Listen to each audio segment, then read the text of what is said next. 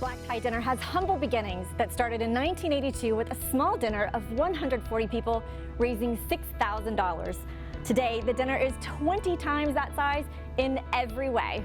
That being said, the mission is what always has mattered, and that is to raise funds for LGBTQ supportive organizations here in North Texas. Welcome to this special episode of DVTV presented by the Dallas Voice. I'm Regina Lynn.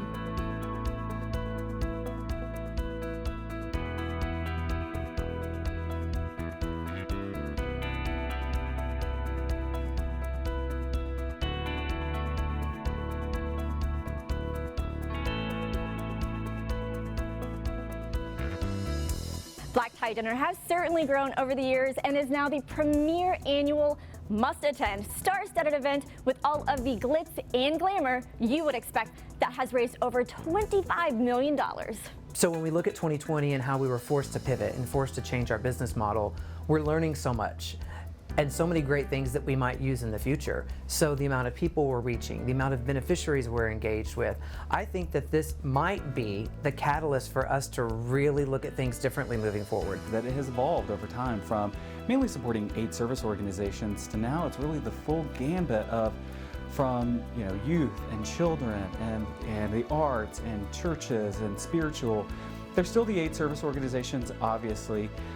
There's organizations that are fighting for your rights, my rights, and it just really has grown into really spanning the entire life cycle of every person in our community. In 2019, the dinner was record-breaking with the addition of guest speaker Emmy and Grammy-winning Billy Porter. Your true, authentic self. The event skyrocketed into a record-breaking event with over $1.4 million raised and donated to its 17 beneficiaries. So of course, just like many others, Black Tie Dinner went into 2020 with so much energy. In fact, the theme this year was based around momentum and the overwhelming success last year. We were able to raise the most that we've ever been able to distribute at 1.44 million, and we crossed that major threshold of 25 million. Obviously 2020 has been a little bit different. We're probably not going to be able to distribute as much, but the thing that has been so inspiring and that I love about this organization is that we still have a lot of really great supporters out there. So we have a lot of companies, a lot of individuals that are still giving and still giving at the amounts that they gave in the years past. So when we were first faced with 2020, let's start back in March, right? And we had a kickoff. Every spring we have a kickoff to announce our theme, announce the beneficiaries. And we had planned to do that at the Perot Museum. And the Perot called, the news was coming in, a lot of us were sent home to work remotely. All of a sudden the nation's on lockdown, right? And we have a meeting as a board and we decide to pull the plug. We cannot do that event. So then people started to get cute. I think back in March, if we all were to go back March and April, oh, I would love to get on a little Zoom happy hour with all my friends I haven't seen at 5:30. Cut to October, and that is not the same situation. The thing that has not changed are the people that support and love, be it board members, our beneficiaries, or our supporters and sponsors. That hasn't really changed from 2019 to 2020. So it was nice to see, as much of all the different changes in 2020, that there is still some continuity from that point of view. So we did not want to, at the beginning of the process, do anything that wouldn't keep people engaged. So we did the first ever digital kickoff. We partnered with great people like Brian Kennedy and Channel 8, and we produced an experience that wasn't just turn on your Zoom and watch us for 30 minutes. So we got a lot of really good reviews from that. And then we thought to ourselves, well, surely we're still gonna be able to have the dinner. Like, the world's gonna be fine come October, right? It's March, this is gonna be gone this summer. Then the novel coronavirus took center stage, not only here in the United States, but around the world. So it quickly became clear that this year would be like no other. I get emotional because it's one of those things where I thought that my chapter with Black Tie was done, but in hindsight it wasn't. And wow, what a year to actually have stayed on this board. Such an amazing organization, the fact that we have 25 all-volunteer board members that put together this whole shebang. We have one paid employee. So the fact that people that are super highly successful in their own right have the bandwidth to really contribute to this amazing organization. We're experiencing things we've never experienced as an LGBTQ group, and though it's been tough, we've been able to do so much more. One of the other new things that we've tried this year is the ambassador program. And I think this is something that whether we go back and have in-person dinners or not, will continue. In a year where so many people need that help, and that's why I sit on this board and that's why I chair this board, because we get to do things like this. And when they looked at us at the beginning and said, you can't have your dinner, you can't have an event this year, I thought, that's fine, then we'll make it even better and bigger and bolder.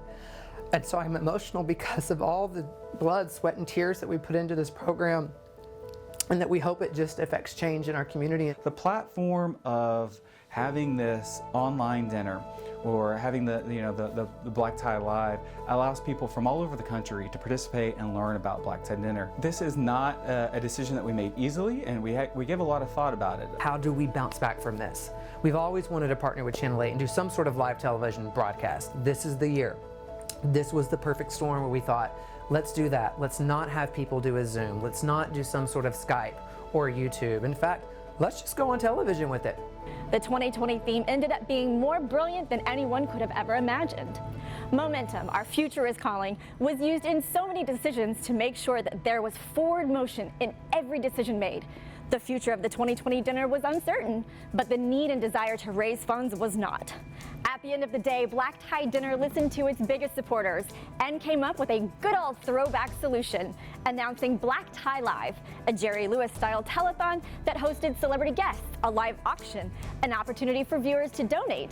When we were able to go on a national ABC affiliate and speak to audiences that have never seen our message, never seen our brand, and have never heard about this year's beneficiaries, we're able to touch so many more lives and impact so many more lives. So we can only fit 3,000 people in a ballroom on a normal year, but when we partner with Channel 8 and we get to say, hey, this is what's important to the LGBTQ community, and this is what we need to keep our doors open, to keep patients fed, to keep art on the stage, to keep the homeless and the youth engaged with initiatives, we get to do that in front of hundreds of thousands of people. So we took what we thought was kind of a big sucker punch to the gut with COVID in 2020, and we turned it into an opportunity to reach the masses in a way we've never done before. Our beneficiaries have continued to support us. Our sponsors have continued to support us. Black Tie has a history of trailblazing, and we did not want that to stop this year. In fact, we wanted to be the first ever, and with this experience, it is the first ever Give-a-thon.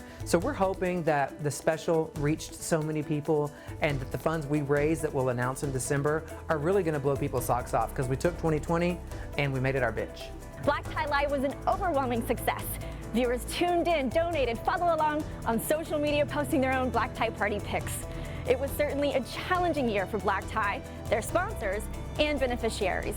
But it's safe to say it's the best pivot we've seen in a while. I also think it's safe to say that given the fact that Black Tie Dinner turns the big 4-0 in 2021, it will be another year like no other. So until we meet again, I'm Regina Lynn for DVTV. Thanks for tuning in.